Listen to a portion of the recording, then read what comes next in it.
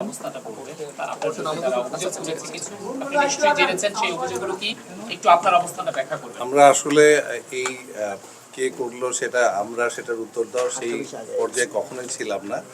আমরা আজকে সরকার আমাদের সাথে কথা বলেছে, আমাদেরকে বলেছে আমরা যে কাজগুলো করছি সেগুলো আরও যাতে জোরদারভাবে করতে পারি সেই কাজটা করে যাব, এটুকুই আমরা বলবো।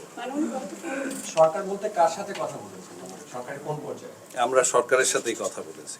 তো আপনার স্টাফরা তো কর্মবিরতিতে আছে, তো আপনি কাদেরকে নিয়ে কাজ করবেন এবং তাদের দাবি আপনারা কোন কমিশন অযোগ্য এবং কোন ধরনের আপনার ক্যাপিটাল মার্কেট সম্পর্কে আইডিয়া নাই, তো সেরকম একটা আমি কমিশন আসলে এই ধরনের কমেন্টের কোনো উত্তর এখনো দেইনি, আগেও কখনো দিইনি, এখনো দেব।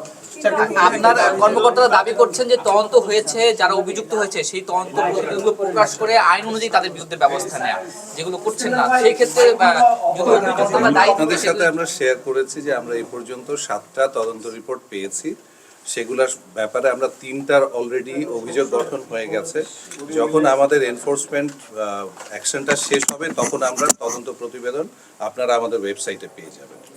স্যার একটা বিষয় হচ্ছে যে আপনার কি মনে হয় যে এখানে একটা গোষ্ঠী যারা প্রিভিয়াস গভর্নমেন্টে তারা কি কোনো এখানে ই করছে কিনা আপনাদের কর্মকাণ্ডে বা তাদের অভিযোগটা সত্য কিনা? আমাদের তদন্ত তো সমস্ত কিছু 2024 সাল পর্যন্ত যে সমস্ত অনিয়ম এবং দুর্নীতি হয়েছে, তো কাজেই যেখানে তারা এটাতে যারা ক্ষতিগ্রস্ত হচ্ছে তাদের তো অবশ্যই সেখানটায় তাদের ইন্টারেস্ট আছে এই তদন্ত যাতে ব্যাহত হয়।